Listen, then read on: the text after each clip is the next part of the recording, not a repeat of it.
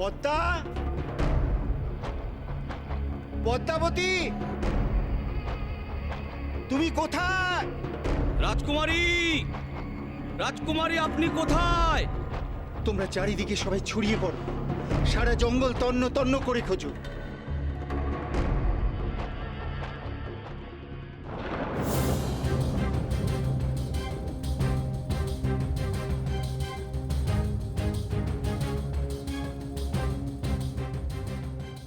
বাছা,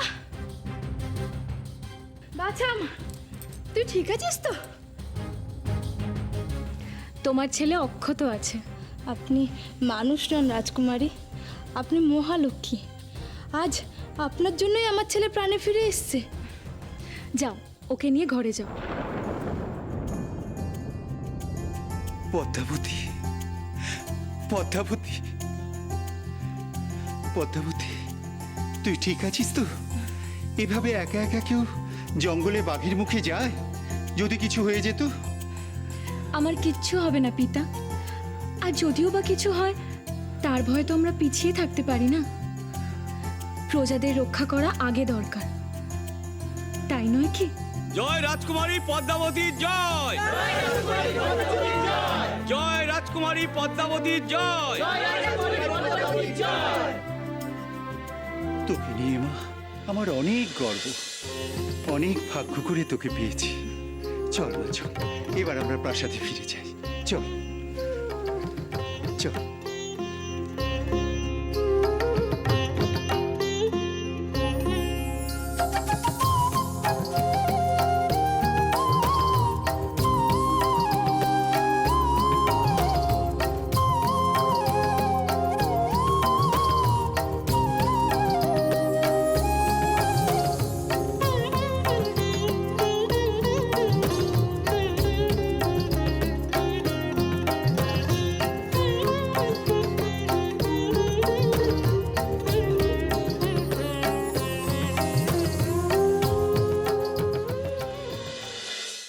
ওরে দুর্মতি অসুর, নিরীহ ঋষিদের ওপর অত্যাচার করিস তোরা।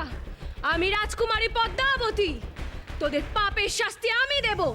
সাহস থাকে তো আমার সাথে যুদ্ধ কর।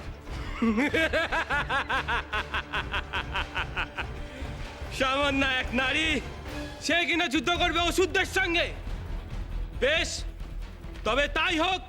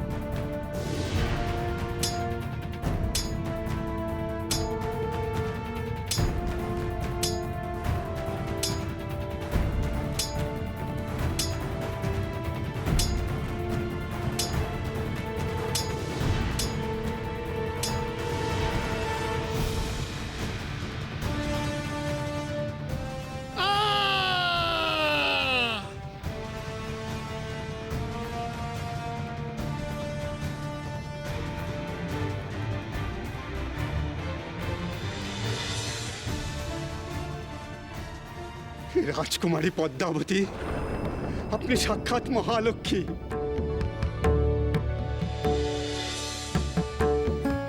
আদি শক্তির রূপ তুমি।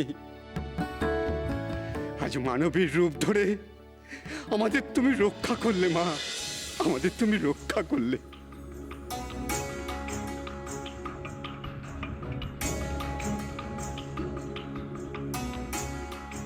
নারায়ণ নারায়ণ, এক রাজকুমারী তিনজন অসুরকে বধ করলো। কি পদ্মাবতী,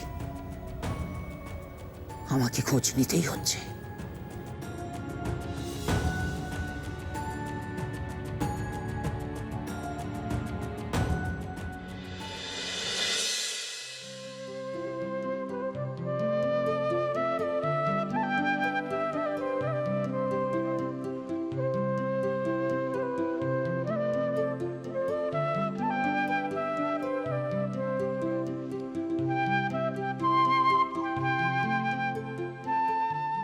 এখনো রাজকুমারীর মুখখানি দেখার সৌভাগ্য হলো না আমার।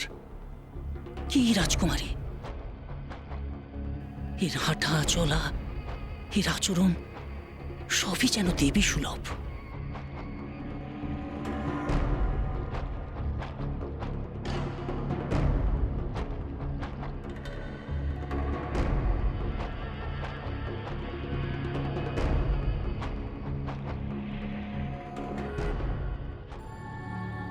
এবার তোমরা বাড়ি ফিরে যাও। এতটুকু পথ আমি একাই যেতে পারবো। তা কি করে হয় রাজকুমারী?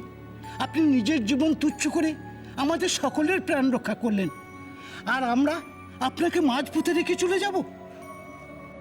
প্রজাগণ, তোমাদের আশীর্বাদ আর ভালোবাসাই আমাকে রক্ষা করে। তোমাদের এখন গ্রামে ফেরা উচিত। অসুররা কিন্তু যে কোনো সময় হামলা করতে পারে। তখন ঋষি, নারী, শিশুদের কে রক্ষা করবে? যাও, প্রণাম রাজকুমারী। এখন তোমরা এসো। জয় রাজকুমারী পদ্মাবতীর জয়! জয় রাজকুমারী পদ্মাবতীর জয়! জয় রাজকুমারী পদ্মাবতীর জয়! জয় রাজকুমারী পদ্মাবতীর জয়!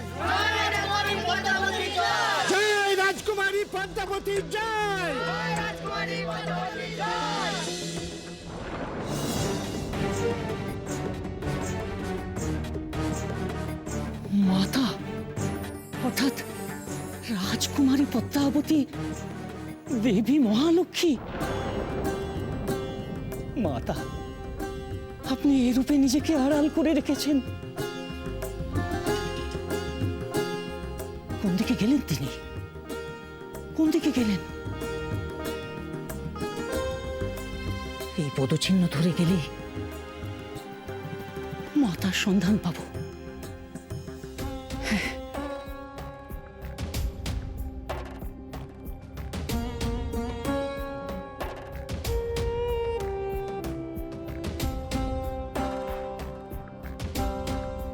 কি মাতার পদচিহ্ন এই স্থানে শেষ হলো কেন? আর কেনই বা এই স্থানে তার পদচিহ্ন পরিস্ফুট হলো?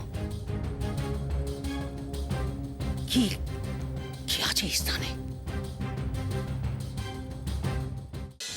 মহারানী, বড়ই অদ্ভুত ঘটনা যে গাভী ও তার বৎসকে বিশেষ যত্ন নিয়ে রাজগোশালায় রাখা হয়েছিল, সেই গাভী জঙ্গলের পাশে এক পিঁপড়ের ঢিবিতে শব্দ উদ্যান করছে। এমন কি আছে ওই স্তূপের মধ্যে যে গাভী শুধু ওখানেই দুগ্ধ দিচ্ছে? আমি নিজে গিয়ে দেখতে চাই।